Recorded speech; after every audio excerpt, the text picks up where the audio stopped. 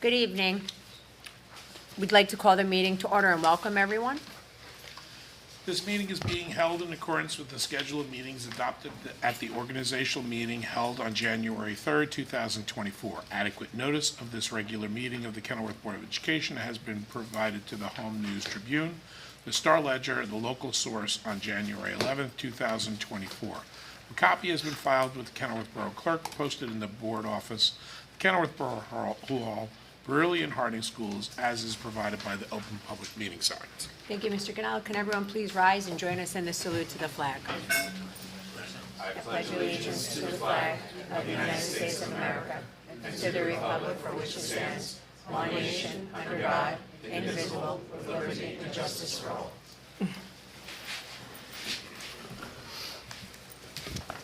Mr. Ganal, can we please have roll call? Yes. Reiner. Here. David. Here. Drogan. Here. Ferrara. Haberther. Here. Ladati. Here. Panici. Here. Tiers. Here. Zimmerman. Here. We have quorum. Okay, thank you. At this time, we will have the receiving of the minutes from February 12th, 2024. May I please have a motion to accept the receiving of the minutes? So moved. Second. Okay, motion made by Mr. Haberther, seconded by Mr. Viner. All those in favor of accepting the minutes from February 12th, 2024, please say aye.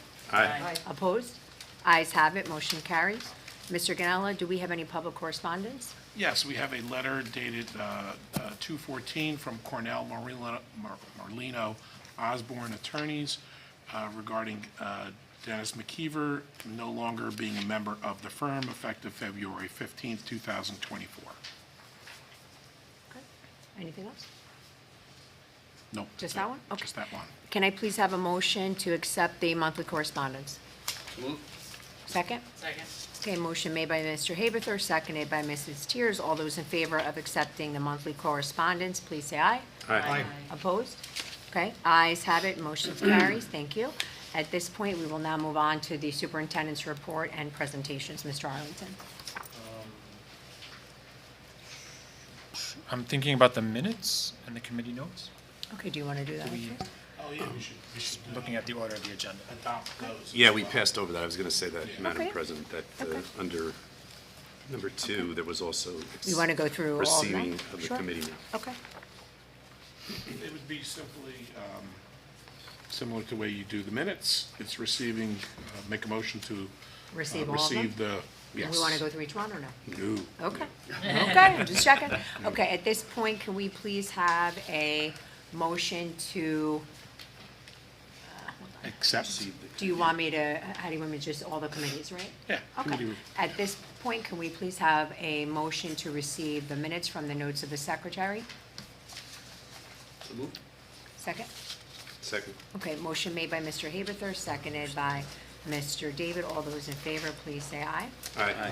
Opposed? Ayes have it, motion's carried. Thank you very much. Good. Yeah. Good evening, everybody. I'd like to start with a few informational items. As Mr. Ganello will discuss more fully in a few minutes, our school district was only one of 2 Union County districts to receive a reduction in state aid funding despite Governor Murphy's increase of $908 million to New Jersey's public schools for next school year. More specifically, our equalization aid reflects a loss of $1.6 million for next year. Mr. Ganello will share more information about how funding is determined in his upcoming presentation. I'd like to go on record and share that I am deeply disappointed by this news, which will create tough decisions for our district. Currently, administrators are thoroughly reviewing the budget, which we'll learn more about in a few minutes, as we determine how to make up for this seismic deficit. As always, we will prioritize students' needs and do our best to preserve opportunities for them. However, the funding formula will likely impact several areas of district operations. We will need to look at personnel across categories, resources, and materials. Adding to this unfortunate situation is the short turnaround time we must adhere to make up for this deficit. The Finance and Facilities Committee members will be integral participants in these conversations. We'll work through options and possibilities for filling the deficit when we meet this Wednesday night. In the meantime, I understand that this sense of uncertainty is upsetting and can be distracting. My leadership team and I will share updates as they're available to ensure everyone has accurate information. We hope that clear, transparent communication reduces the temptation to speculate, which only fuels worry and can impact teaching and learning. I encourage any member of the public who has questions or concerns to reach out to me directly.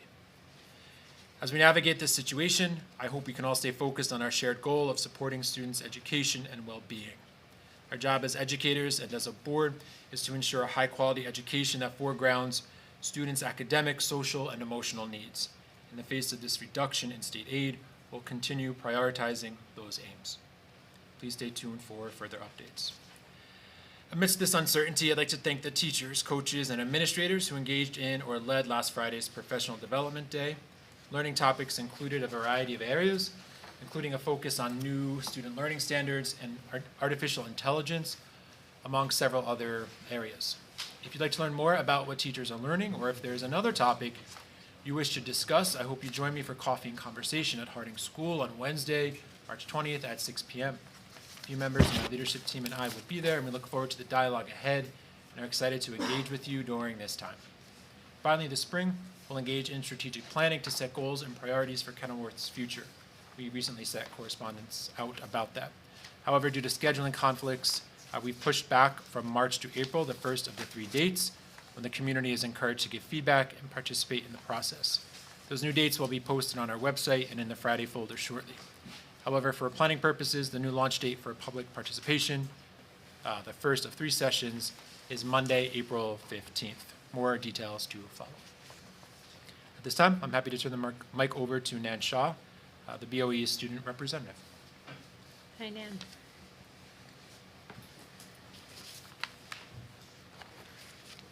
Good evening, everyone. Good evening. I'd like to begin with a few school events. The celebration of Black culture was a great success, and it was hosted on February 28th.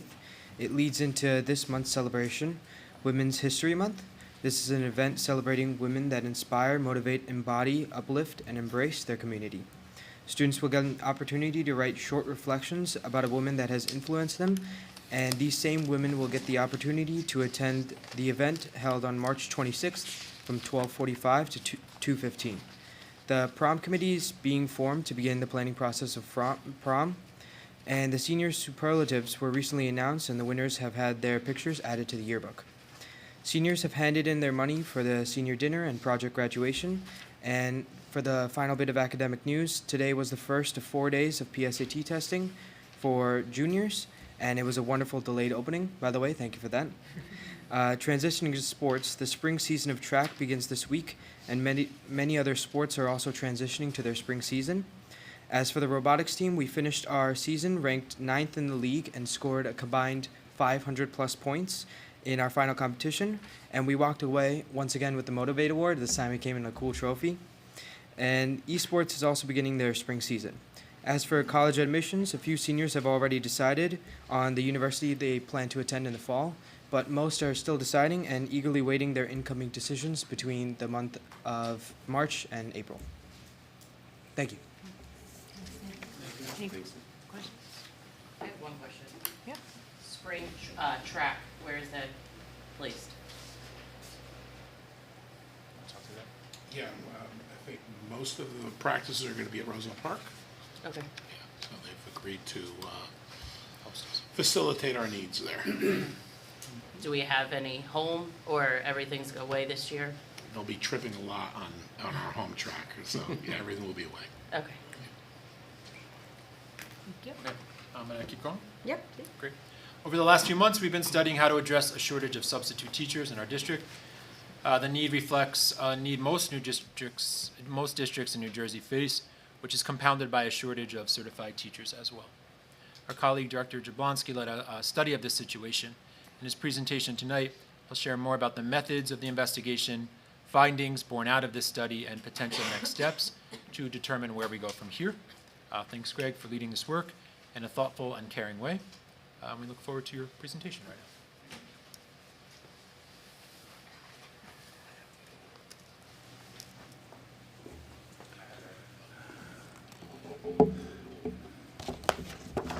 Good evening. Happy Daylight Savings Monday, and also a happy International Women's Day, which was last Friday. Thank you to all our female leaders here. We appreciate all your work. This evening I'll be going into our substitute teacher study, and I'll be going over our goals and objectives and some of the methods we took to learn more about the problem, trying to admire the problem as best we could, because it's a complex problem. So our goals and objectives. We sought to discuss current reality of our absenteeism within our schools with an array of stakeholders. We reviewed data from multiple perspectives surrounding the substitute shortage concerns. We reviewed steps taken to alleviate the impact, which I'll go over since September, and we'll discuss the actionable strategies to reduce impacts and enhance outcomes for our students. I like to think that we admired the problem from multiple angles, taking the deepest look to find what the truth of the matter was or is for our substitute teacher shortage. Some of the methods we used for our inquiry were to review data from the region and the county. We interviewed 3 third-party products or solutions that claim to have solutions for this problem. We surveyed substitute teacher that we have in our district, reviewed or interviewed the KEA leadership, met with principals and other leaders from the leadership team, and we spoke face-to-face with our substitutes. But some of the actions that we've taken since September 23rd, as you may know, we raised the rate for our short-term and long-term subs. Our new daily sub rate is now $125. We implemented a substitute teacher orientation and training process. We're attending job fairs ongoing to find permanent talent, but also substitute teacher talent. And we've established employee attendance protocols, which I'll go into a little more later. And we reviewed sub rates from our surrounding districts. You'll be happy to know that we're squarely in the middle of our peers throughout the county with our $125 daily rate.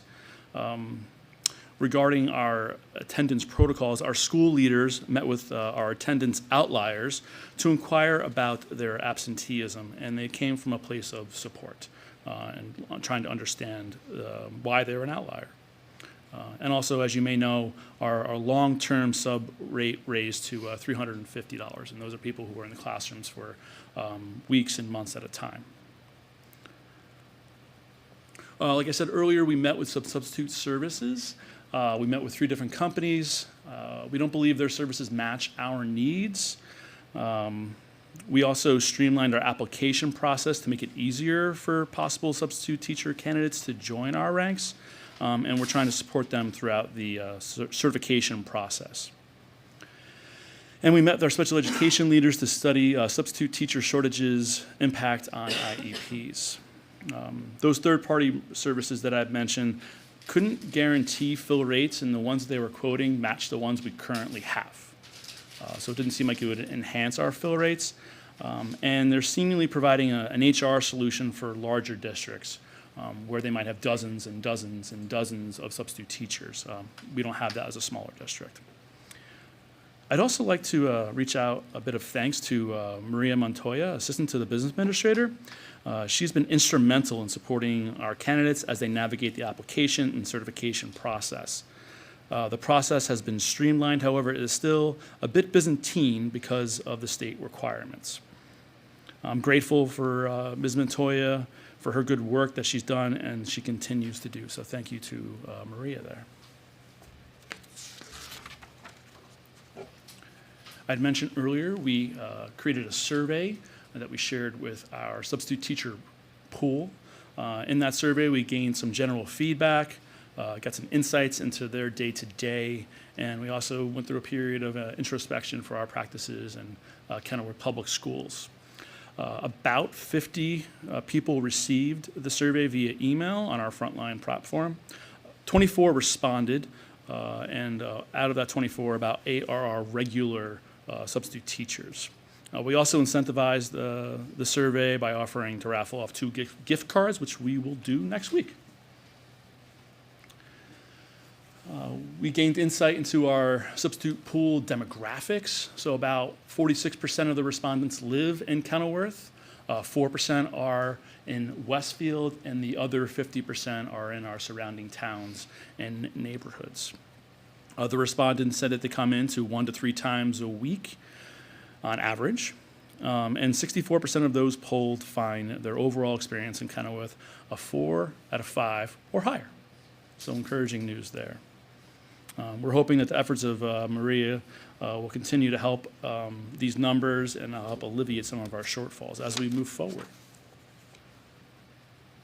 Some general anecdotes that we received: our substitute teachers are looking for support with technology, more specifically Google Classroom. So as we've moved to the digital platform, Google Classroom was a great tool for teachers. Our substitute teachers may not have the familiarity with that product to execute lesson plans as much as they would hope. And we also heard concerns regarding the needs of all learners and also the support for management and discipline in the classroom. We've offered a summer training, which is well attended over in August. However, many of those who attended are not showing up throughout the school year. So now we're considering changing the model for training throughout the school year. As we're hiring, there'll be additional training and other trainings for folks who want that support. And to their credit, our substitutes expressed a desire to deliver effective instruction and doing what's best for our students. So we couldn't really ask for more from our folks who are helping out in this important role.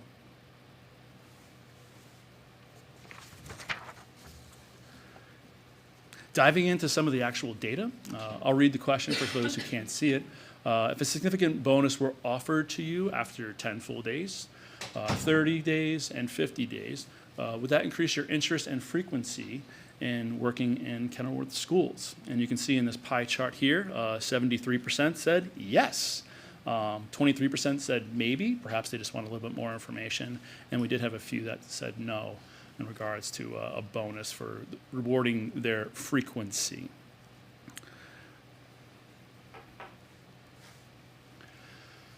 Another question, if the rate for a half day increased, would you prefer to work in the AM or PM?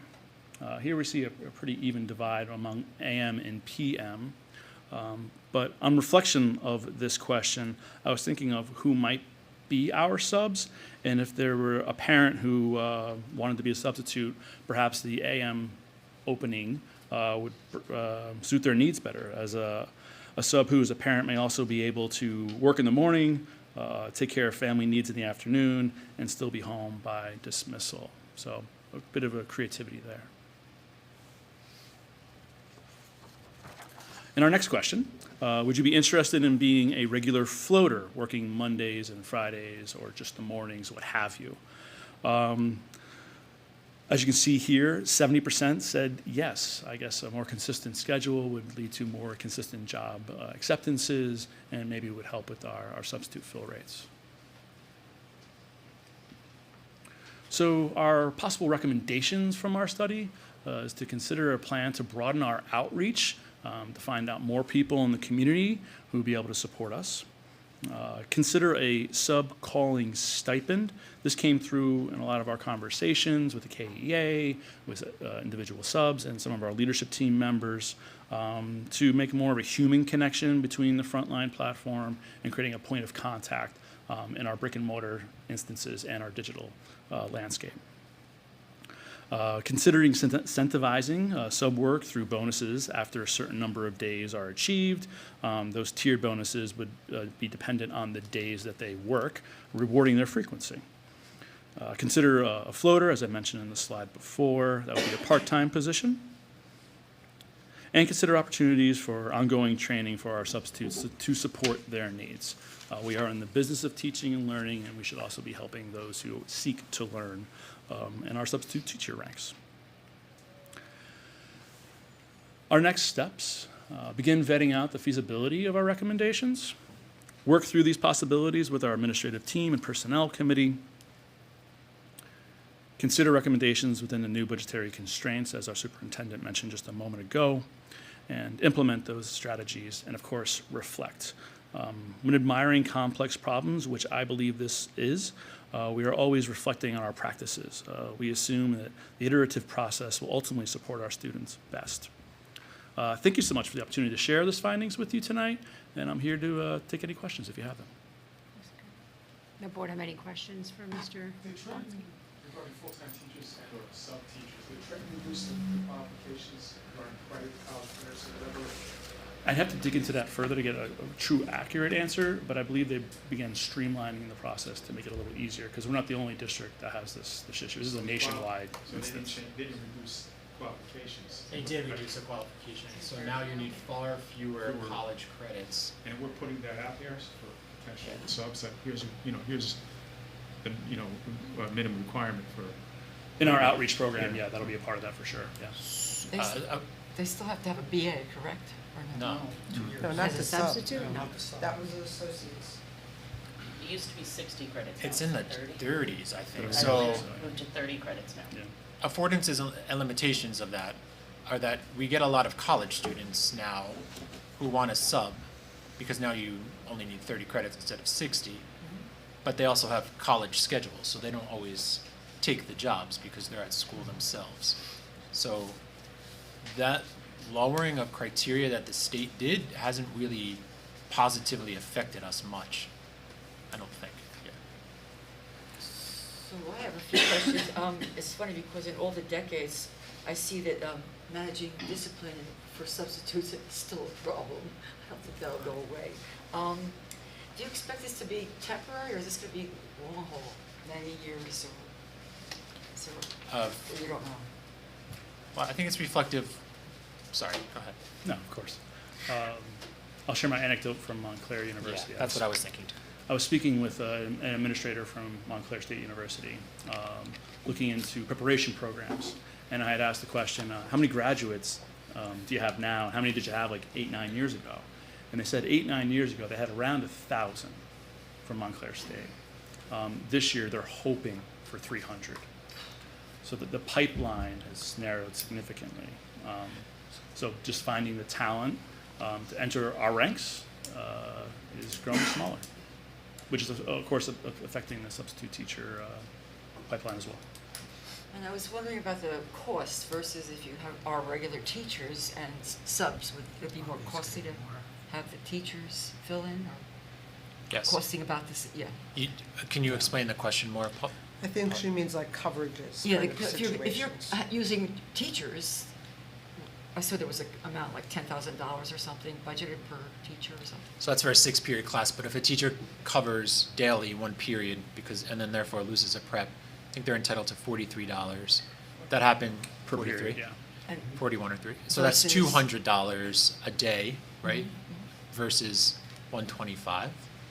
yeah, So it is more it's costly. costly. Okay. And I guess if you get, I'm thinking when you get a substitute teacher, they're there for the day, but I guess not, because you're saying morning, afternoon. So I'm wondering, the teachers that are here teaching, well, how are they going to be able to sub? Is that because of scheduling? Just to be more clear with what I presented, the AM PM paradigm, perhaps that would incentivize someone who can't do a full day. So if we made a half day more rewarding, work with their schedules, maybe we would get more people to show up for those half day sessions. But my question is about the teachers. You're Mhm. using teachers from here, no? And so they have half days, or I thought it was a full day. How are they going to cover? So they Substituting a either whole day. volunteer or are told they need to cover during their prep period. Okay. So if you're the teacher, if Greg is the social studies teacher, not one teacher would cover him, it would be 5 teachers based on the Gotcha. 5 Okay. preps, yeah. That explains that. Okay. Yeah. So, Paul, I thought, when you were talking about the half a days, I thought a sub will come in the morning and then another sub will come in the afternoon, right? Is that what you're saying? And that would be If to split the available. day, if available, Yes, right? yeah. That's what you were getting at. Yeah.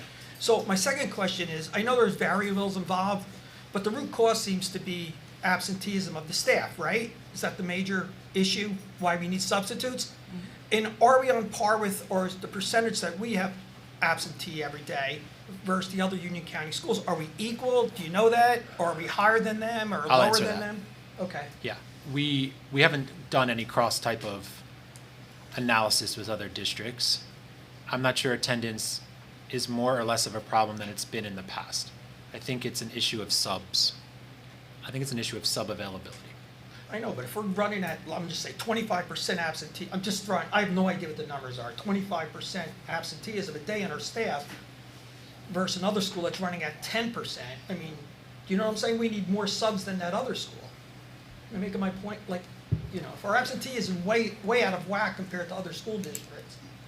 We would have to investigate that. Okay, I can't just answer throwing that. it We out can't there. answer that. Okay, Making a note now. okay. Anyone else? Okay, Any thank other you. questions? Thank you. Thank you, Mr. All right, thanks. Thank you, everyone, for your questions. Mr. Ganella is up next. Thanks, Greg. Thank you.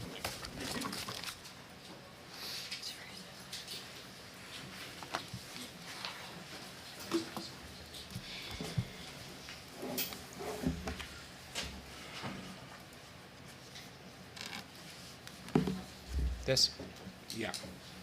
Good evening, everyone. I'd like to start by going over a little bit of the history of funding and the School Reform Act of 2007, because it gives us a little background of why we have seen some significant fluctuations in our state aid more recently over the past couple of years.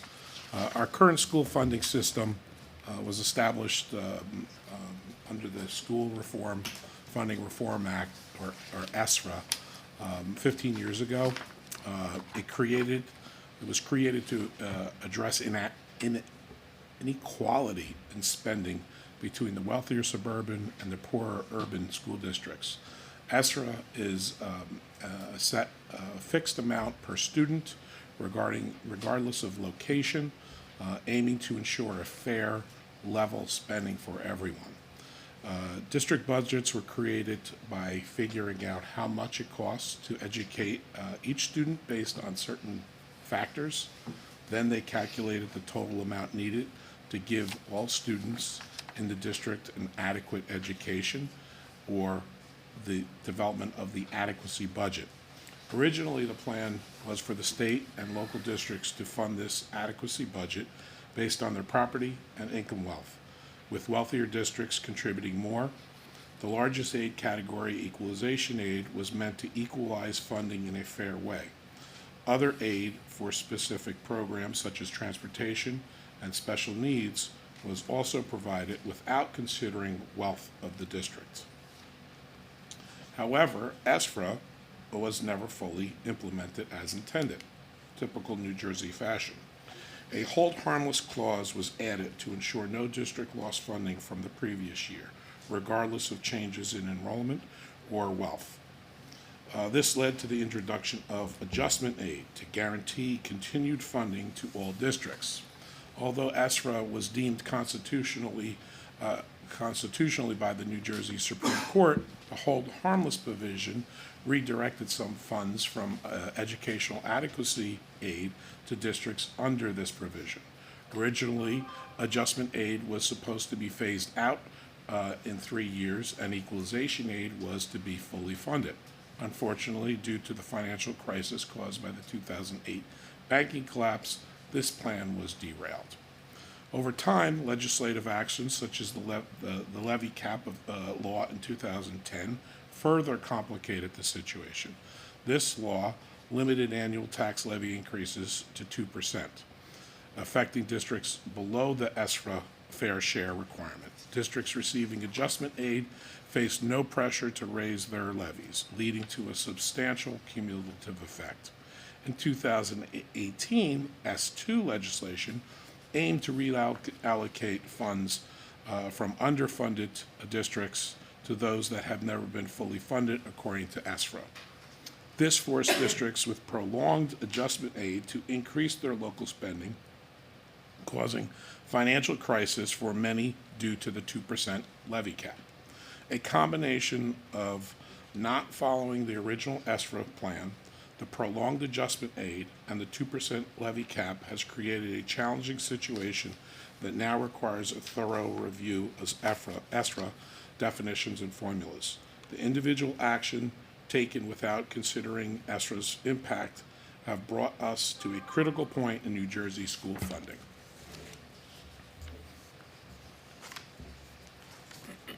So I'd like to talk a little bit about equalization aid first. As you can see here, it's fluctuated. So the first several years, you could see what we just talked about. Those were the hold harmless years where our aid was flat.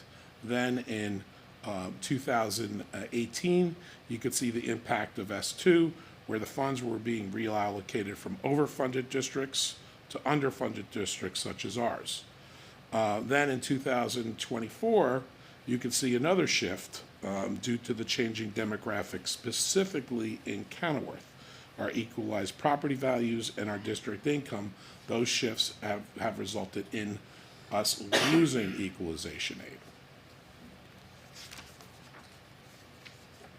So what are the drivers of equalization aid? The two major drivers of equalization aid, in addition to student enrollment, in our particular case, student enrollment has remained flat, is the equalized value or the property value and district income. You can see since 2020, it was relatively stable, 2020, 2021, 2022, and then 2023, it took a significant jump. And then again in 2024, it took another jump, and in 2025, it took another jump. And those last 2 years are the years where we did lose equalization aid. And you can see here, just so you know, I'm not making up these formulas. This is the formula that's provided by the Department of Education that shows where our equalization aid, and I've highlighted the equalized valuation and the proper district income levels there. So overall, last year we were anticipating another increase. Remember, we got several increases of state aid because of S2, and we were actually anticipating another adjustment this year and last year and this year. We were expecting increases in our equalization aid, but little did we know that the equalized valuation and the personal income levels changed, which then took that money away from us. So last fiscal year, we were anticipating increases, but we saw a decrease in equalization aid, a corresponding increase in our choice aid, resulting in essentially flat state aid in 2023-24. But this year, you can see that there is an overwhelming significant decrease in equalization aid, and the increase in choice aid was not able to keep us in pace. So the total loss of state aid was $1,408,000. Just to explain that, you know, to put us in perspective with Union County, I think this is a good chart. There are districts in Union County that have never received equalization aid. So you can see those districts up at the top of the chart there: Berkeley Heights, Clark, Mountainside, New Providence, and so on. A lot of our neighbors have never received equalization aid. That's because their equalized value and their personal income was significant enough to drive their formula where they got zero equalization aid. So this is a new phenomenon for us, but some districts have been dealing with this all along. The nice thing about to be in those districts' position, though they're not getting the aid, they're not dealing with the drastic changes in aid that we're required to deal with. I also included on here the school levy percentage, so you could see where a district like ours is 50% of the total tax levy, total taxes in town goes towards the school, but in a district like Elizabeth, it's 20%, and in a district like Westfield, it's 60%, and Scotch Plains, it's 66%. So there's different variations there as well.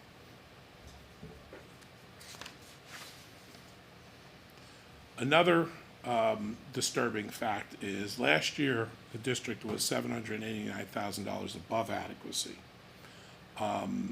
We're projecting this year that we're going to be about $1.5 million below adequacy. It's just a fact of doing those numbers, which is a shift of almost $2.3 million in 1 year.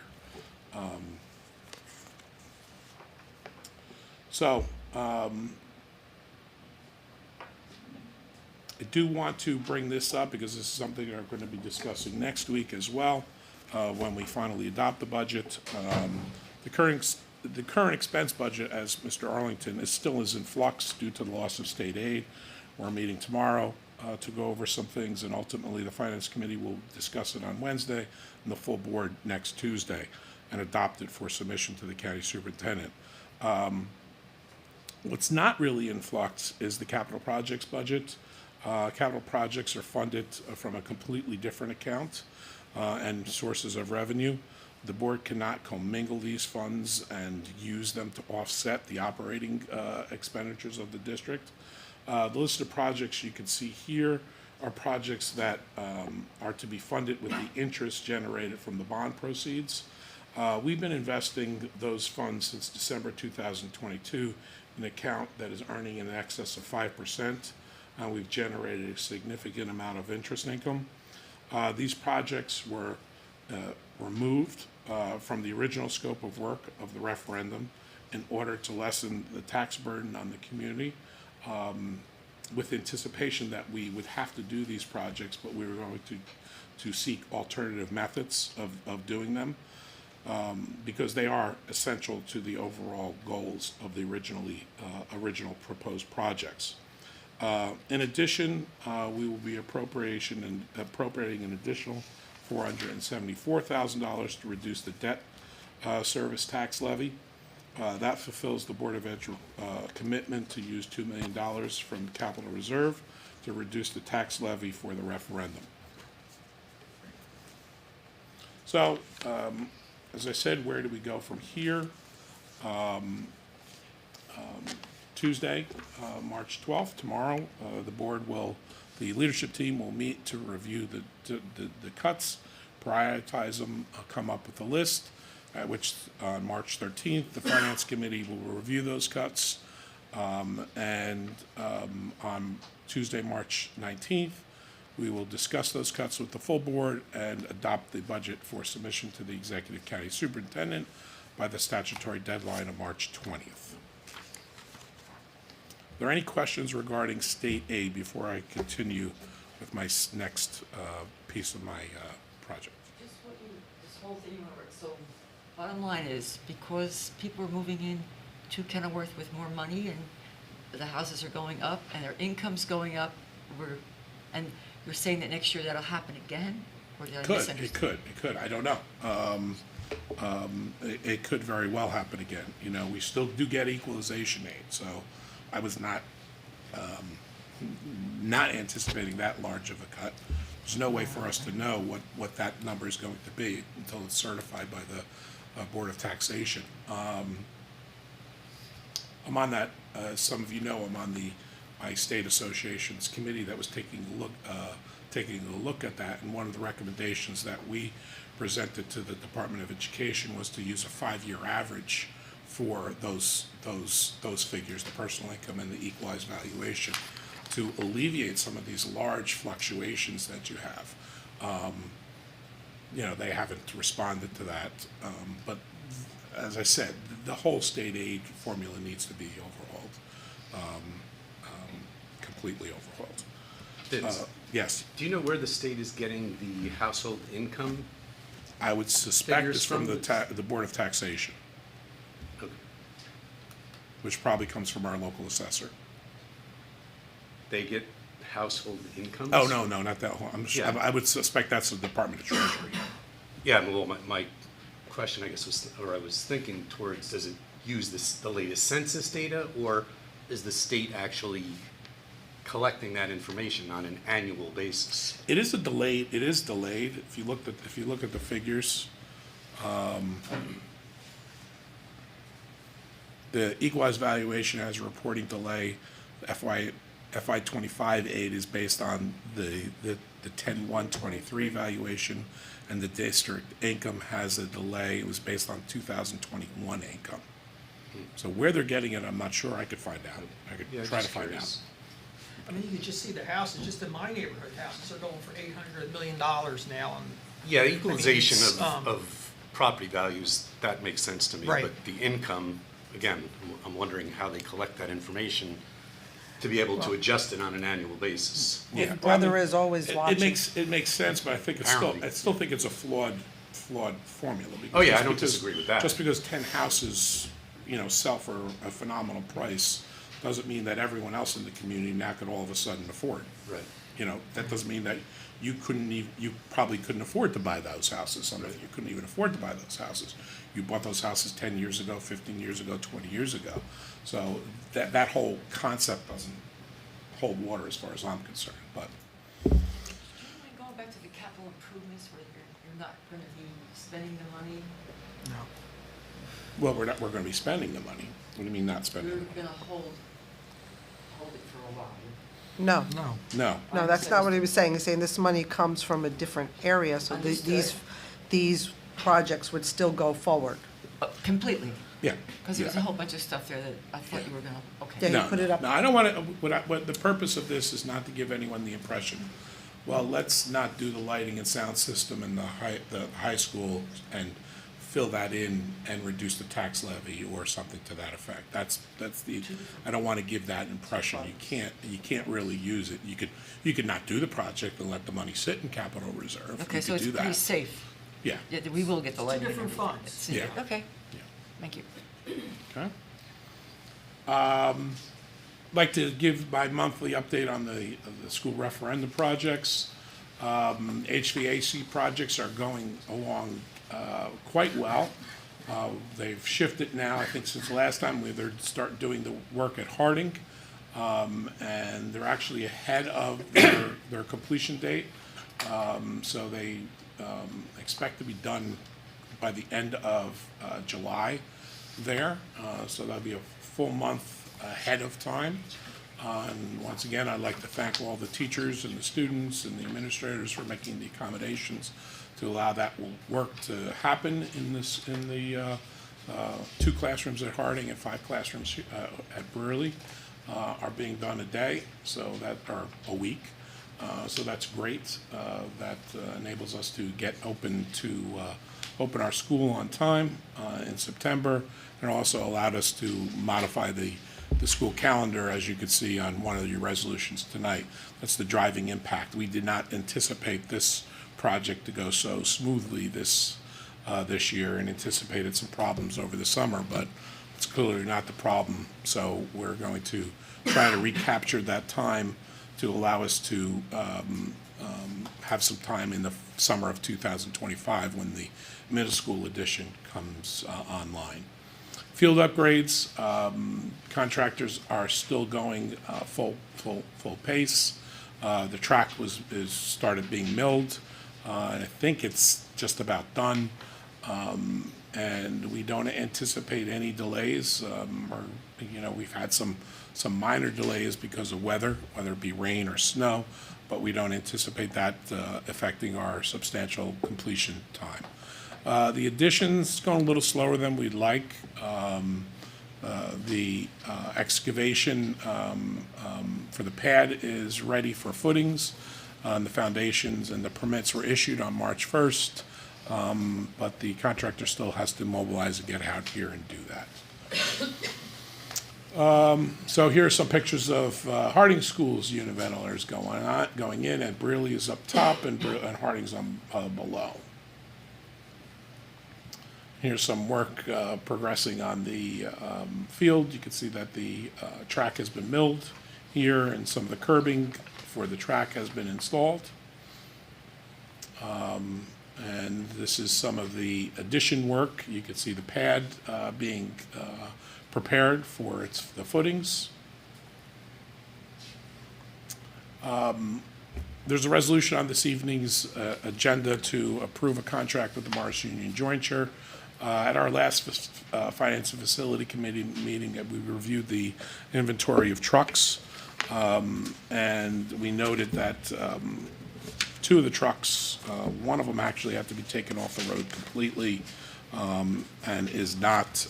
That was a 2001 Dodge can no longer plow. So we had to take that one offline. The 2008 Ford that you see here, we decided to try to repair. And that's the work that's being done here. You can see how rusted it is on the top and how it looks on the bottom. So the Martian jointure is currently doing that work at a substantial savings to the district, so we don't have to buy 2 new trucks. We would just probably buy the one. It's that one was getting very sketchy. I showed a video to the board, the finance committee, where the bed basically was falling off, the gas tank was exposed, a lot of issues with that one, but they took it up there and took a look at it, and they feel that they could, once this work's done, we'll get another 8 to 10 years out of that truck for minimal cost. And that's all I have. Does anyone have any questions? Okay, thank you. Thank you, Mr. Ganal.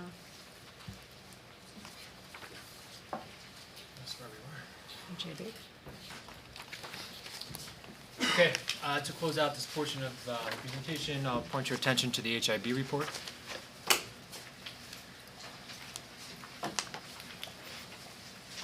In February, there was 1 reported case investigated at Harding, which was unfounded. At Burley, there were 5 reported cases investigated. 4 were founded, 1 was unfounded. Later in the meeting, you'll be voting to affirm, deny, or modify the cases I presented to you in January. But as you look at the chart, I have the chart numbered. I just want to point your attention to the cases on the chart labeled numbered 3 and 4. Those cases are part and parcel with the student discipline hearing the Personnel Committee heard a couple weeks back. So 3 and 4 are related to that discipline matter. The others are unrelated. Happy to take any questions on those.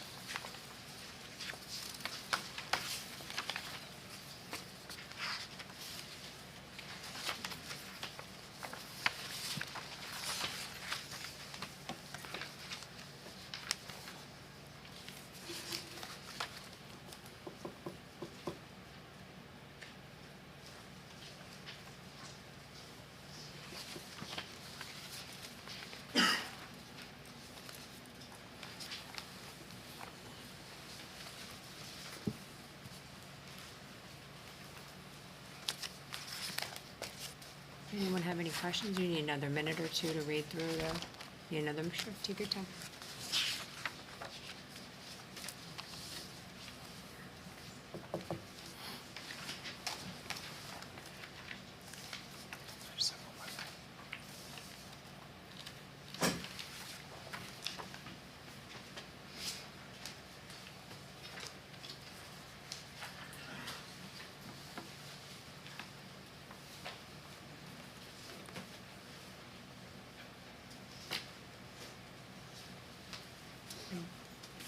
Everyone good, or you need a little more time? Okay. Good. Okay. Okay. Mr. Arlington, thank you. Finally, I'd like to congratulate Ms. Griffin, who's in the audience tonight. Yeah, shout out to Ms. Griffin. Later in the meeting, you'll be voting to approve her retirement. Ms. Griffin has been with us since 2000. Has been actively involved with curriculum writing, after-school programs, book fairs, PD, and most recently with the elementary gifted and talented and STEAM classes at Harding. Congratulations on your retirement, Grace Ann. That concludes my report. Anyone have any questions for Mr. Arlington before we move on to? Why does she look so happy? Now you know. She Okay. gets a life now. Okay. At this point, we'll now move on to the report of committees, review of resolutions, and board discussion. Up first is Finance and Facilities, Mr. Ladati. Okay, well, first of all, thanks for doing the funding formulas and everything else, Vince, so it's quite interesting. Okay, so first I'm going to go over my report, which I'm just going to read over our Finance and Facility meeting notes for February. So on February 7th, the committee met, we went over Harding's budget, special education budget, guidance, and assessment. So if you have any questions on what exactly were covered in those sessions, I could give you that. On February 15th, we went over the athletic budget, Brearley's budget, curriculum, and assessment. And, of course, we were also doing in these meetings, we were going over the referendum project and what needs to be done there. Also on the 15th, we went over Winfield tuition. That contract expired actually in June of '20. We were trying to get them back to the table for a discussion. I don't know if that has happened yet over the last few weeks, so that hasn't happened. On February 26th, we went over, basically, this is Mr. Ganella's part of the budget phase 3, which is everything else except the budgets for the schools. So it's all the labor charges, fuel, economics, et cetera. We talked about phase 2, which is staffing in the capital projects that Vince just put up on the screen. We talked about the opening exercises, the salute to the flag, and we talked about the Heyman Scholarship, which is one of the resolutions on our, for tonight. So that's all I have. Do you have any questions on any of the budgets? I mean, I know we're gonna go over it in detail in the next 2 weeks or so, Just, what's the problem with Winfield? I don't understand. well, I know they wanted to withdraw and they couldn't, but We're operating under well, sorry, guys.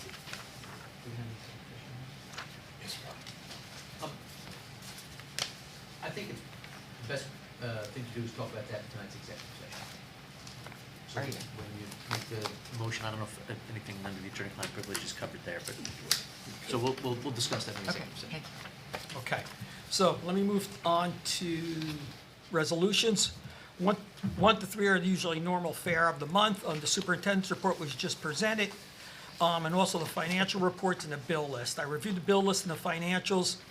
I didn't see any outliers, so all appears to be in order. Resolution number 4 is line item transfer. There was nothing over a $5,000 cap. Resolutions 5 and 6 are for workshops and field trips. 7 and 8 are referendum-related costs and payments. 9 is the revised school calendar. I think that's on at least on my laptop, it's on page 19. Resolution 10 is the maintenance agreement with the Union County Joint Venture Commission. That's the work on the truck that you saw.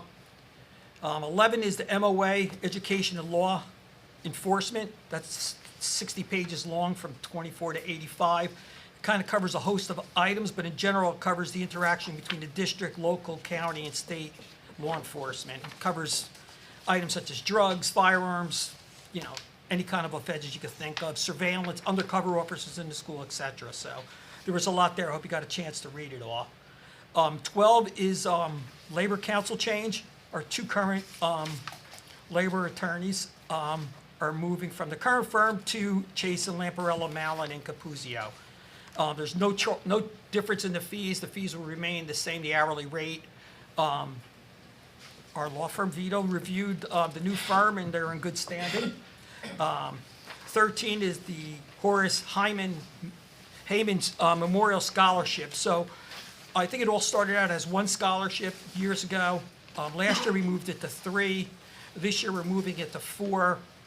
One's for community service, one's for trade and technical school, one's for business, and one is for general academics. So, and they're all $1,500 each. And we were able to increase the values on those because Mr. Granella changed from where the money was sitting into a different type of account, which is gaining more interest, so we're able to give more out per year. Correct? Correct. Good on that? Okay. 14 is the Harding School PTO donation of $30,000. The board generously accept that, of course. Let me move on. For the policy, there's 2 policies here. It's revisions adopt PR 7610. Vandalism Policy Regulation Guide 7610 have been updated to remove the list of protected categories and replaced with the expanded list as defined in NJAC 6A7-1A regulation. So Regulation Guide 1610 removes the specific list of violations and includes notification to law enforcement in accordance with applicable laws. So policy, regulation guide 1610 also have adopted to address acts of graffiti. Let's see, in the court, and also a part of that is the court to order students to pay restitution to the district and assign community service requiring a student to remove the graffiti. P 8820 is opening exercises. We revised that, so policy 8820 has been updated to include language that will have the Pledge of Allegiance broadcast each day over the public announcement system. Okay, that's all I have, except for negotiations, which I also chair. We'll talk about all those in closed session this evening. So, anything else? Question? Yes. Okay. I just want to make a comment, resolution 66. Just that one of the trips was to the senior center. The band came. I just want to say, I happened to be there. It was very, very nice, and we're thankful that they can come and do that. Thanks for sharing. Hold on. 23. I just wonder why the band and ensemble, why is that a split? Which number are you on? We haven't got there Okay, yet. sorry, there's more here though. Do you want me to answer it though for you? 11. I'm only kidding. You can take it for me, thank you. Well- Just on number 11, it says it's the education and law enforcement, which I know we've had for a long time, it's wonderful. But it just says 2023 revisions. Is the revisions just increases in salary or something? Or because it's a new person? On number 11? Yeah, Now, this isn't No. the SRO, this isn't The the SRO. MOA. This is just- This is the memorandum of agreement between the county prosecutor, the county superintendent, Okay. and the superintendents. and it just says revised, it's revised every year? It's revised every Okay. year. Yeah.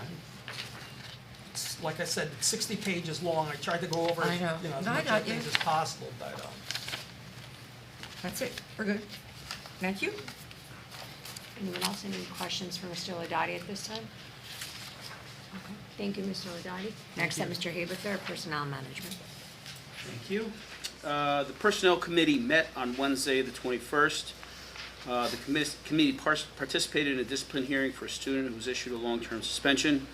Brian Giardina Esquire of Quartzdale, Bromberg, and Newman represented the board. In addition to the Personnel Committee members, Mr. Arlington, Mr. Ganella, and Mr. Ganella were present for the discipline hearing. Were also present for the hearing were Brearley Principal Mr. Davies, Assistant Principal Ms. Pavlicek, and SRO Picton. After deliberation, the committee recommends to the full board upholding the suspension. The Personnel Committee then reviewed staffing needs and potential personnel modifications for the 24-25 school year as part of Phase 3 of the budget. This discussion focused on how the personnel conversation informs the instructional program. Next, the committee discussed the instrument and timeline for the superintendent's annual evaluation. The committee also discussed the worth and value of the full board completing the Board of Education self-evaluation. And the Personnel Committee recommends the completion of the self-evaluation to the full board. Following this discussion, the committee reviewed a draft of the school business administrator's annual contract for the 24-25 school year. And finally, several confidential personnel matters were discussed involving sensitive information that cannot be disclosed to the public. Mr. Arlington will make non-personnel committee members of the full board aware of information that requires their attention. And we adjourned at 6:15 p.m. There are 12 resolutions tonight. Resolution 16 accepts the of resignation.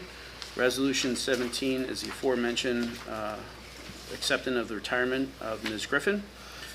Resolution 18 is the approval of AM lunchroom aides and paraprofessional aides. Resolution 19 is a maternity leave of absence. Resolution 20 is a leave of absence. Resolution 21 is the absent request, leave of absence request. Resolution 22 are the approval of athletic stipend positions. Resolution 23 is the co-curricular stipend positions for the 23-24 school year. Resolution 24 is the approval of child study team replacements. Resolution 25 is the approval of translation services. Resolution 26 is the approval of additional teaching sections for the 23-24 school year. And last but not least, Resolution 27 is the approval of substitute staff. And before I open the floor to questions, there is a policy revisions and adopt for, I'm reading yours. Sorry about that. Get with it. P3211 Code of Ethics revised. It states that the only revision in the policy guide 3211 removes the list of protected categories and replaces the list with the expanded list as defined in NJAC 6A7-1.1a. It is recommended a board adopt Code of Ethics policy for professional educators. The Code of Ethics in policy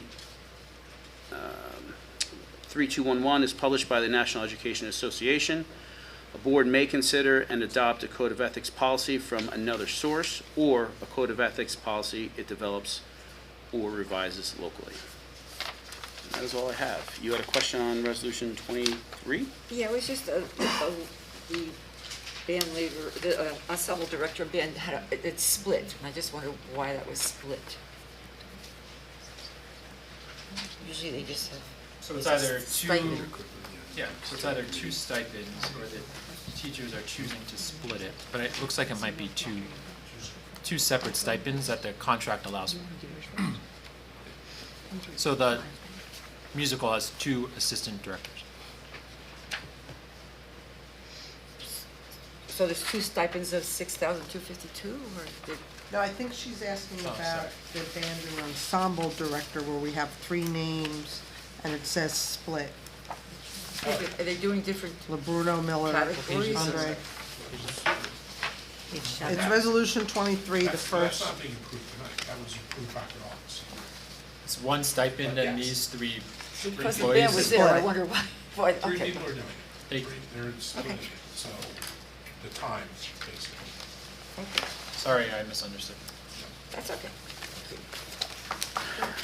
Anyone else? Any other need- questions? Yeah, Sorry. sorry, no. Sorry, no. Anyone else?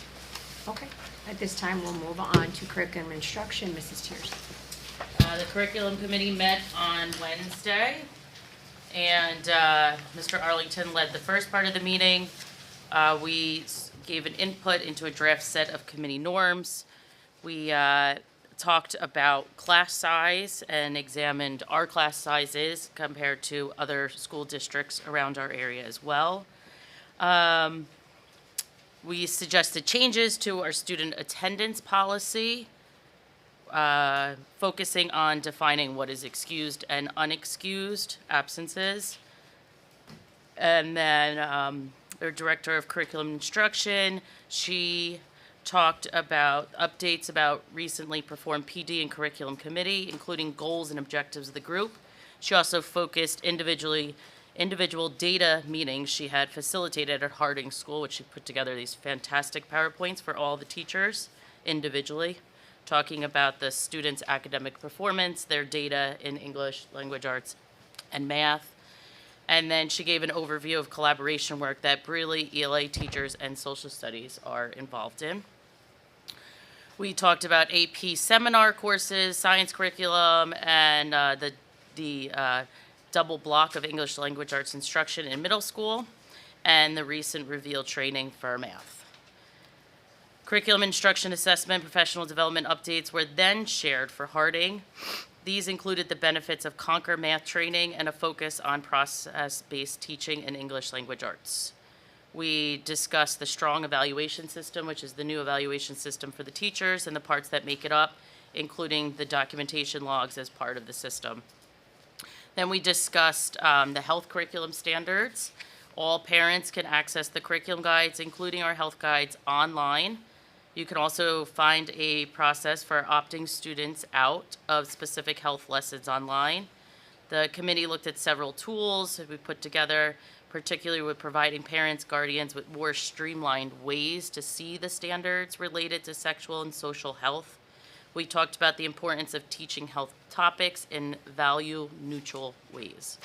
The full board has some of these tools in your folder as well. And then we shared progress on pre-work that is happening in preparation for piloting 2 new math programs. The 2 programs will be piloted in 2024-25 school year, and the selected program will be implemented across grades K through 8 in September of 2025.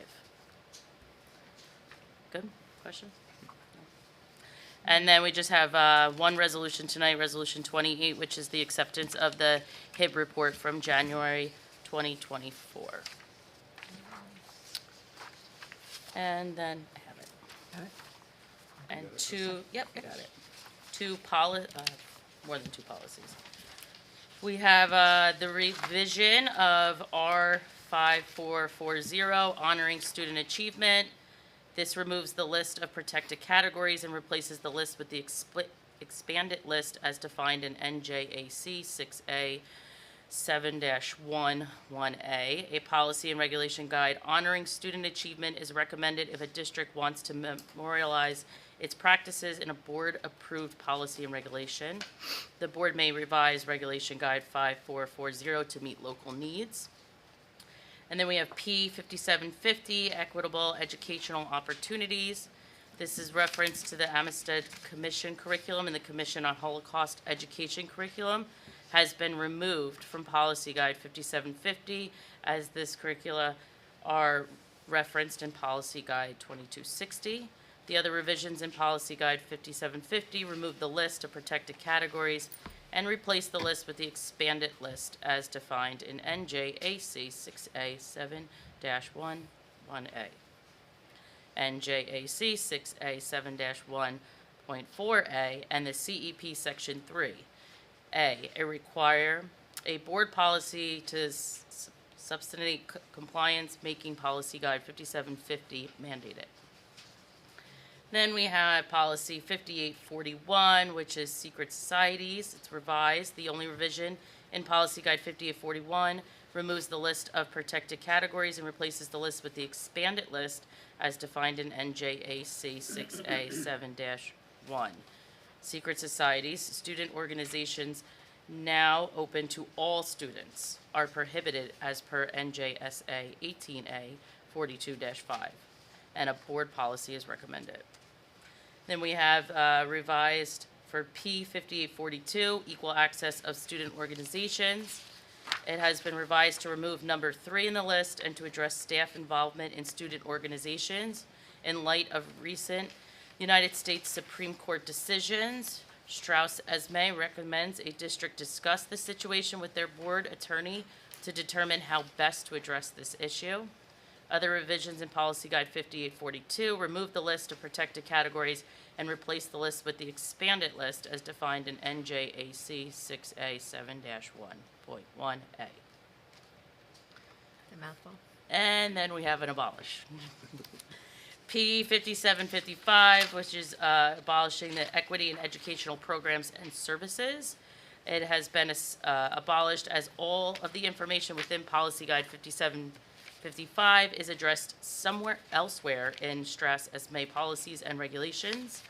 Policy Guides 1523 and 2260 address all of the requirements outlined in Policy Guide 5755 and address the district as a whole, which includes students, eliminating the need for Policy Guide 5755. Strauss Esme recommends abolishing Policy Guide 5755 because the information within Policy Guide 5755 is redundant. That is all. Anyone have questions? You want to explain all that? I'll fall out. Anyone have questions at this time about curriculum instruction from Mrs. Tiers? No? Okay. Steering committee? Sure, yes. Okay, so we have 2 policy revisions that are up for approval this evening that fall under the steering committee. The first is P 1523, the Comprehensive Equity Plan. This is mandated. This one, the revisions to Policy Guide 1523 add requirements to the CEP. NJAC 6A:7-1.4C requires a district to develop a CEP. The CEP Section 1-D requires a board policy to substantiate compliance, making Policy Guide 1523 mandated. The next one is P 9323, which is notification of juvenile offender case disposition. This one is Policy Guide 9323 has been updated to align with NJSA 2A:4A-60, NJSA 53:1-15, and NJSA 53:1-20.6. One of the revisions to Policy Guide 9023 involves a list of protected categories that is enumerated in NJSA 2A:4A-60, and although this list does not include all of these categories listed in NJAC 6A:7-1.1a, Strauss Esme believes the list still addresses equity in the schools. A confidentiality statement has been added to Policy Guide 9323. That's it. Thank you. Before we move on to old business, Mr. Ogun, do we have any residency notes? We don't have any resolutions. Do we have any notes from the residency committee? We have residency. Yes. Thank you. We met Friday, the 28th, at 6 o'clock, and present were Mr. Arlington, Ganella. I was there, Mr. Biner, Mrs. Zimmerman, and Mr. Lavalley was not with us. We began to discuss our current residency procedures, including our registration process and the way initial checks for residency are conducted upon entrance to the district. We also discussed the vital roles that return mail, anonymous tips, and teacher-principal reporting play in ensuring only students who are permitted to attend our Kenilworth schools to do so. Residency issues also brought to light in our regular review and expired leases. We also discussed the process we would follow once we are informed that there is a potential residency case that needs investigating. We discussed the different layers of the investigation, paper check level, renewed definition of domicile, homelessness, and the board policy and regulation. Do you want me to read this whole thing, or? Well, there's one thing that I believe the committee wanted the full board to discuss. Right. And that was the pros and cons of a bigger re-registration, right, in odd, let's say That is odd true, grade levels yes. versus a random check every certain number of months. So I think that's important to have that conversation because that's what the committee, I think that's what the committee agreed to, so. Yeah, and what they brought up that was that they're going to send out just pick a number of students and send it to the family, and then they'll have to report back and bring the proof. That's one way we could do it.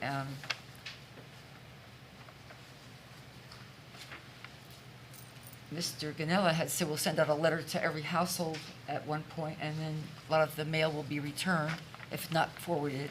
So there's a lot of things that we're discussing, like how do we check that the people that are coming here and we're paying for are eligible. Any questions? Any other questions for anyone before we move on? Thank you so much. Okay. So, I think it's still not addressing what yeah, Mr. Arlington was saying, was during the course of the committee meeting, the propositions of some different ways of moving forward with doing the checks were brought up. One suggestion was that there would be these random checks of X number of students every few months cycle. And that would be a constant rollout thing. The other one was to revert back to what we had done a number of years ago with the, say, odd number grade year check-ins. Every odd number grade year you had to come in and reprove your residency. So it was debated back and forth in the committee which form would be the better thing to do, to go back to the odd years or to go ahead with the idea of just a random, everybody in the district would be notified that this random check would be something that would happen, but then you might get a letter in the mail next month, Ms. Tier, saying, okay, you're in this next selection group, please provide the proper identification, authenticating documents that you are a resident of the borough of Kenilworth. And we go forward like that.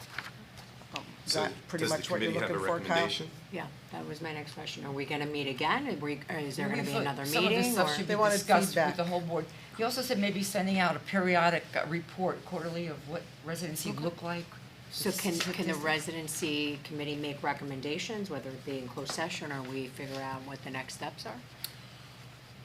Because there has to be, Okay. right, Yeah, next yeah. steps, so What we could do as a committee is put together a tool or a sort of like pros and cons of each of the different methods. Maybe that takes this conversation from the conceptual level to something more logistical, so. To a proposition. Yeah, yeah. And maybe the residency committee can recommend their top two suggestions with the rationale as to why they're recommending it, and then the board can talk, Yeah. next time, and then we can go from there. We talked about the successes and the challenges the district's had in the past with a massive re-registration with every other grade level.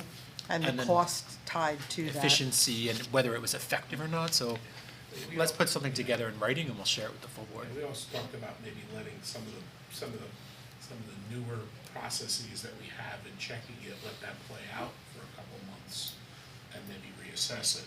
For example, something that Maria is doing now is when a student registers, because we centralized registration, she checks the register to see if there's any other student that's currently in that house or that apartment.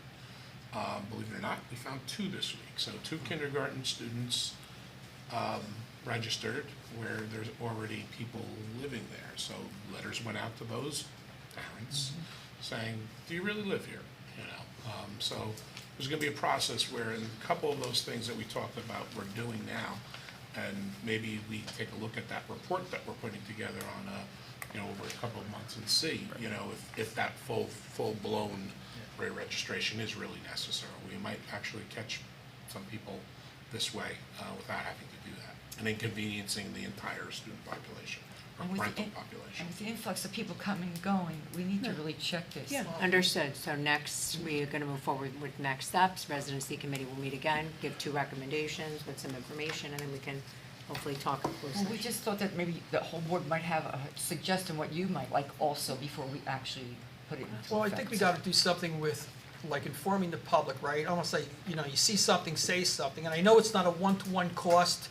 If one kid's here illegally, it's not the 10,000 or whatever it is per student, but when we're deciding on cutting programs or, 1 year, I think, Nancy, years ago, we didn't have a middle school soccer program because we needed We cut all the middle 12,000 school yeah, sports. we needed $20,000, Yeah. that's maybe, if we find out there's 4 or 5 kids illegal in the school, I know it's not a one-to-one cost, but it does save us, maybe we could get some of those programs back, so think about that too, like, a program like that would be great, people just let us know if they know something, Well, this because became, it is hurting the kids. yeah, and this came up to me because someone told me they were observing more than once a situation. So because they said something, I kind of felt we should look Good. into this. Thank you. Okay, we'll follow up for our next meeting. Got it. Anyone else? Questions, concerns? Okay. We're now gonna move on to old business. I'd like to remind everyone to please review your Friday folders for opportunities and supports available. There's information on the district website and school social media that has an amalgam of information for parents, stakeholders, families, students, etc. Anyone for new business? I just have to go back to something that I missed. There's so much going on here with the curriculum and the resolutions is such. The opening exercise, so that was operations 8820, Board of Education. The salute of the flag, it reads, the Board of Education requires a student in each school. Each school, so is that going to be middle school and high school? Each school, so And each grade Kenilworth school? Public School. Which is, I'm really thrilled to hear that. And also, I'm not quite sure, Commodore John Barry Day, I maybe should know that, but I don't know what that is. He is the father of the American Navy. See, well, my son was a Marine, so, or I would have known that. Very interesting. Well, thank you very much for doing this. This meant a lot to me, as you know. Thank you. Just want to mention one more thing on state aid, that the last week I did send a message to our 3 Trenton representatives on their website. We're in the 20th district, Senator Cryan, Assemblyman Atkins, Assemblywoman Keano, just letting them know, and I'm sure they know, that we were cut state aid by $1.4 million, and hopefully they can do whatever they can in the next couple of months. I think the state budget has to be passed by July 1, and hopefully they can come up with some extra dollars for us. I think, Vince, didn't that last year? When a lot of districts complained last year, that Trenton did come up with extra money? There was another And we got round it, of money that yeah, so hopefully if enough representatives are representing districts that were cut, I think there's 140 districts that cut. Right. So maybe they can come up with some extra money. There has So- been some rumblings about that. Yeah, I mean, I've seen a couple of Right. senators and assemblymen So you're pretty upset about Right. this, school districts are cut. So hopefully we might get some more money down the road. Yep. So we'll see what happens there. Thank you. Thanks. Anyone else? Oh, New business? No? Okay. At this point, we will now open up the meeting to the public for comment. Is there, Mr. Motion to move, a second? to open the meeting to the public. Motion made by Mr. David, seconded by Mrs. Drogan. All those in favor of opening the meeting to the public, please say aye. Aye. Opposed? Ayes have it, motion carried. Mr. Ganella? Public comment will now be accepted. The Board of Education sets the limit for the public to speak at the Board of Education meeting to 5 minutes per person, unless prior permission has been granted by the Board of Education for extended time pursuant to Board of Education bylaw 0167. When you approach the podium, please include your name and address prior to making your public comments. Is there any public at this time that would like to speak? Please approach.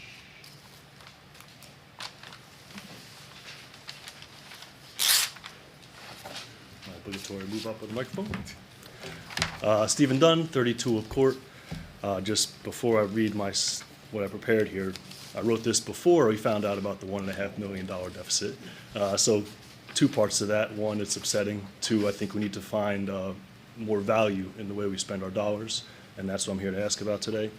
I had a correspondence with Mr. Arlington and Mr. Miller, and I first want to say thank you to both of them and to by extension the board for your support of Kenilworth Travel Basketball. A brief backstory on Kenilworth Travel Basketball. Samantha and I started the team for our son when he was in 3rd grade. We had just a few practices at that time and played only a handful of games. Last year we fielded a 4th grade boys team and joined a league, playing 18 total games. All of those games were played in other towns. Separately, a 4th grade girls team had also started up and played all games away. We had almost no gym time, paid over $100 per practice to rent a rundown little gym in the back of a dentist office in Roselle Park. This year, recognizing the want and need for more basketball in town, we decided to expand the program and get as many Kenilworth kids involved as possible. Kenilworth Travel Basketball fielded 5 teams this season, all Harding students, 54 student athletes, grades 4 through 6, and played a total of 90 games, including over 35 home games at Harding for the first time ever. Every Saturday we were filled up there at Harding. It was fun. With the help of Mr. Miller, we were able to have many more hours of practice using the auxiliary gym at Braley. 3 of our teams made the playoffs for the league, and 1, 5th grade girls, advanced in both the league playoffs and the Clark Travel Basketball Tournament, which they unfortunately lost in the championship game. It was a close one, which we should have had it.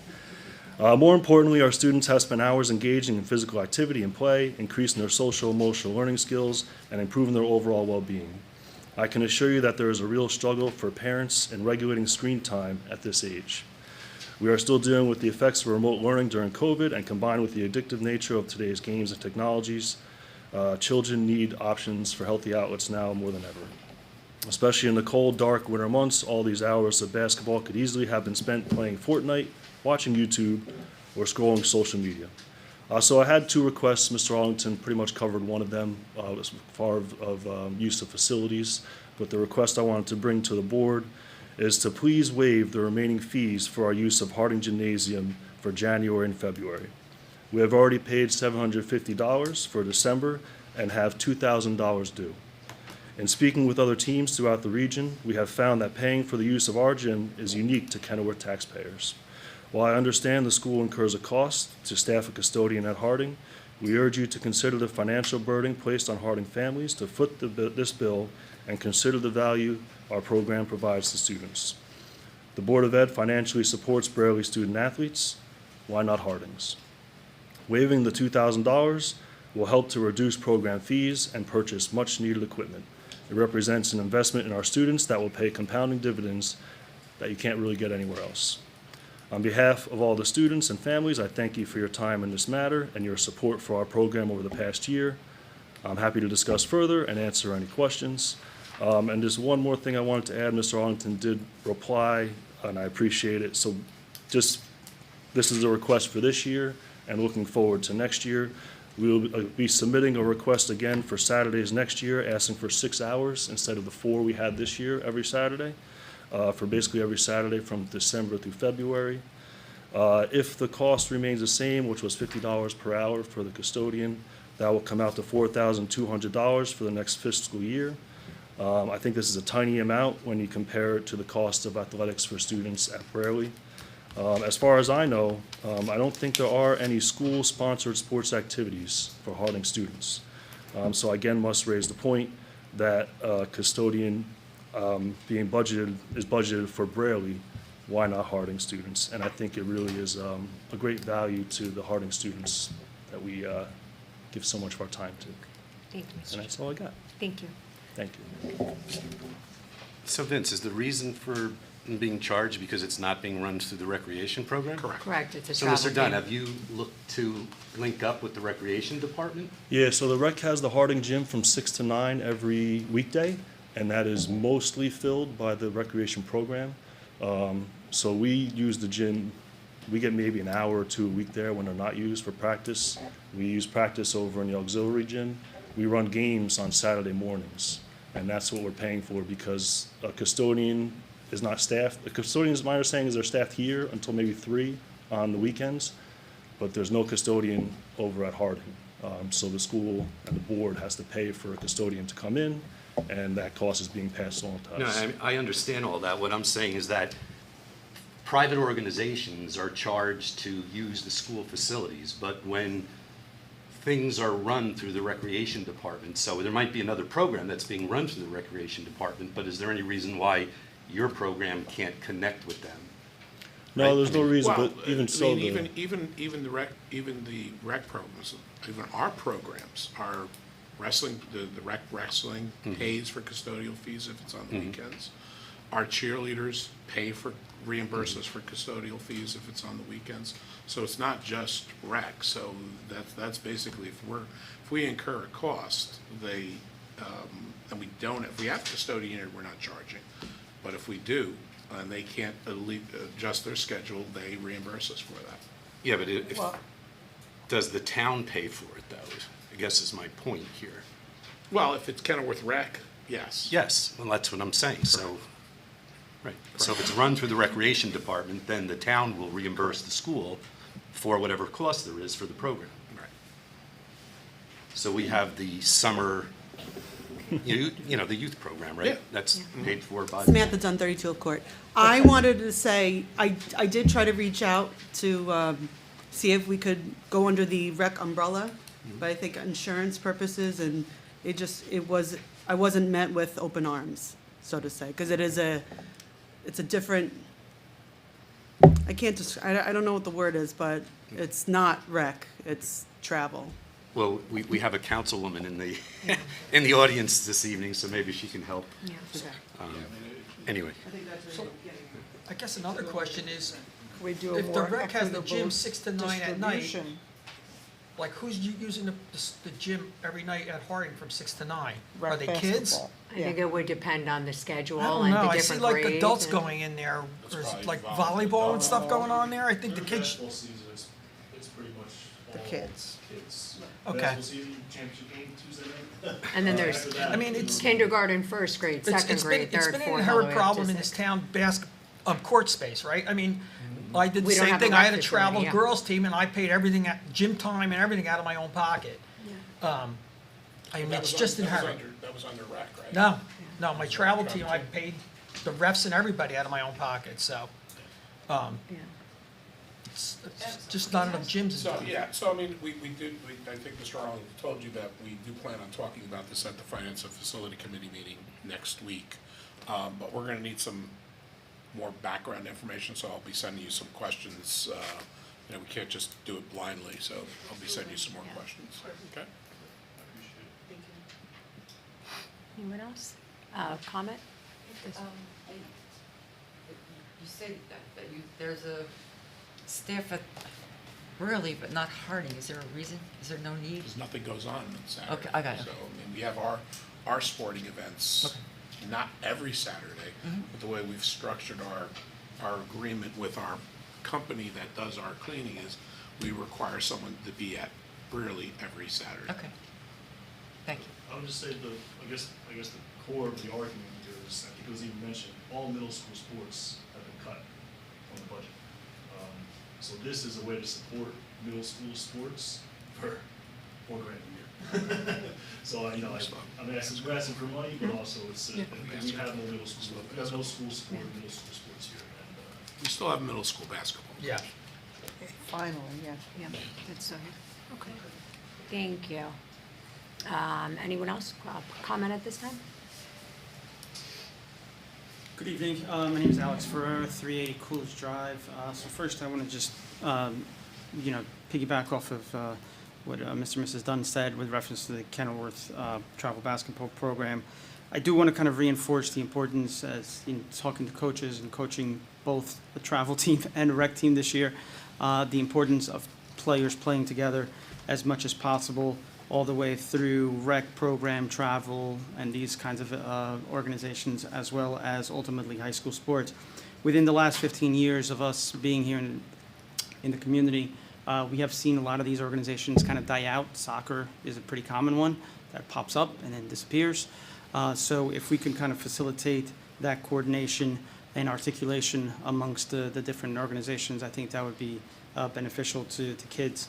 And this doesn't necessarily have to be just financial resources. It could be coordination of expertise, coaching, varsity players going down and acting as role models. Those are all opportunities that have minimal cost to the district, but provide opportunities for kids. On a different note, the other thing that I wanted to kind of touch on is I definitely wish Mr. Grinnell and Mr. Arlington, well as they work through this, state aid cut. This is a big impact for a $33 million budget. So, wish them well as you guys can make some very difficult decisions. And then finally, with reference to the discussion before about the residency check, I wasn't planning on talking about this, but, it's important for us to kind of obviously protect the interest of the taxpayer. I think that's an obvious one. But I can almost guarantee that Mr. Arlington, Ms. Cannella have ideas as to how to do that efficiently. And obviously, I just hope the board considers that. Thank you. Thank you, sir. Anyone else? Any comments at this time? Good. Step up. Laura Terulli, 206 Manor Avenue, Cranford. I have three grandchildren here at Briley. Last time I was here, I was talking about all the half-days. It's hard for some of the parents to get children back and forth with all these irregular days. It just seems like there's never a full month of school. School was closed again Friday, all day, for the kids.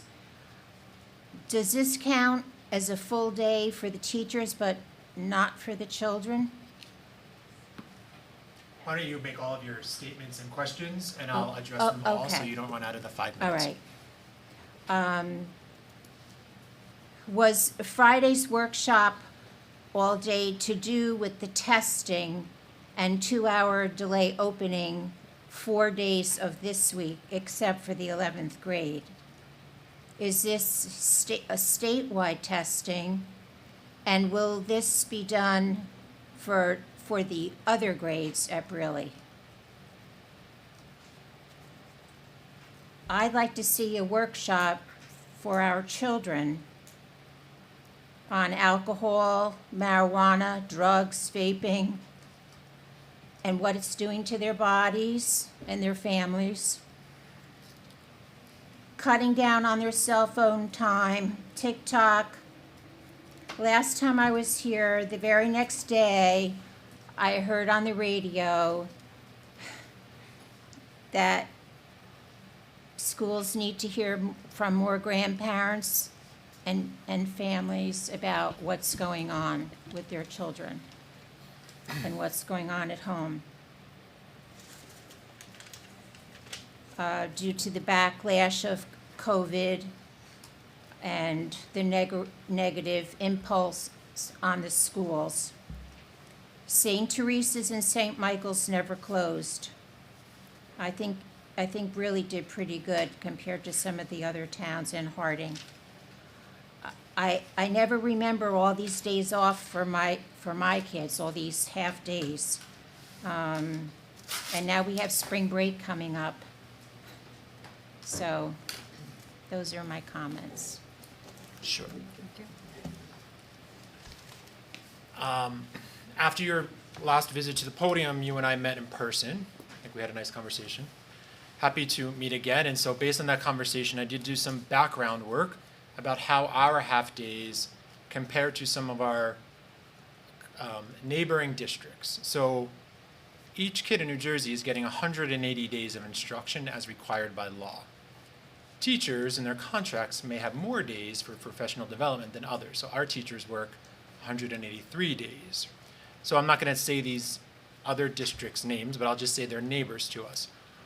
We have 3 full PD days across the year and 4 half PD days for the purpose of professional development. One of our neighbors has 3 full PD days like we do and 5 half PD days. Another district has no half PD days, but 5 full PD days.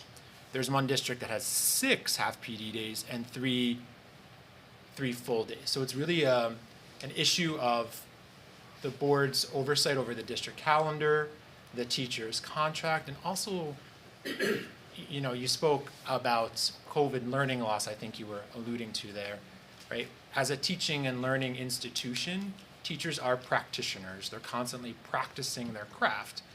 That means they need professional learning, just like I need professional learning to do my job in enhanced and new ways. So those PD days are really important actually for students. So I understand what you're saying about students not being in a seat that day, being home, but the work that we do on those days eventually transfers to the work of teachers in the classroom and does have an impact on classroom instruction. So a couple points there I just wanted to talk through, one of which was I did take our conversation seriously the other day, looked at that data and see we're pretty much aligned to at least the 5 districts most locally around us. Some of the reason why we have delayed openings on state testing in Brewerly is because we share staff between the middle school and the high school. So when a more separate middle school is opened in September of 2025, that may change because we need the shared staff to both supervise the students and proctor the students taking the assessments, and therefore that pulls them from their regular teaching period. So I think you asked a question in there about Harding and delayed openings. Did I hear that?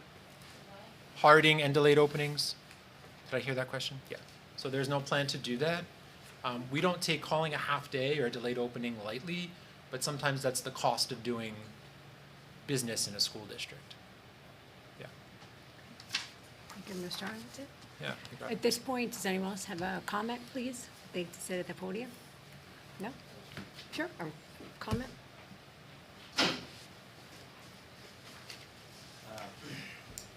Ramon Hernandez, 135B Laura Avenue. After examining what's going on with the budget for the school here, I was surprised about the issue with the trucks, that the way it was rusted and the way how the condition was. That caught my attention because anything that can happen to like a snowstorm, they have to plow, and anything can go wrong. I would suggest it had to be examined in case any problems going on. But they have the Union Morris Joint King may be a good idea to help out. Sure. I might have to agree with the basketball because if kids become more popular with basketball, it could also become a great idea that could help more in the academic field. because if they can put that passion to sports, the academic skill, it can actually help in the academic skills in the classrooms. That anything that is missing, that to help with learning development, they'd be able to fill that gap. Even fundraisers can help out with the school budget if needed from the public. But I like to say that any type of sport that kids have passion with, this can be actually able to become a creative idea that can help out with the academics and also become a practice for the statewide test. If any kids cannot be able to see that can help. I would suggest to help out with a remedial reading in case anything is missing that can help get back on that test and be able to achieve more scores that can help our state. Thank you. Thank you. Thank you. Any other public for comment at this time? Hi, Tony Giordano Paserno. I have to lower it now. 241 Fayette Avenue. I'm just here to ask if there's any way the contractors that are working on both projects could maybe prepare a flyer that could go to all the houses on 14th and the few on Monroe that are affected, because they're calling and sending emails to the council and the mayor. I think they're doing a fabulous job. The street is clean, the fence is up, everything is in order, but people that don't understand construction and are feeling overwhelmed, let's say, and especially where the field is going, you have more of the heavy roller equipment, they're calling about their house shaking or whatever. So I know because I'm in the construction field, sometimes we will prepare like a one-page flyer of somebody's name and phone number as a point of contact, and maybe just a blurb that by such and such date, the field should be somewhat completed for that major work, so they have an idea of when they'll be at that completed stage, because they don't know who to call. So, maybe the two contractors can do that and just drop it off in those mailboxes. But I think they're doing a great job. The grounds look great, even all the surrounding streets, the way they're leaving the property and the machinery and all. It's really a nice job coming along nicely.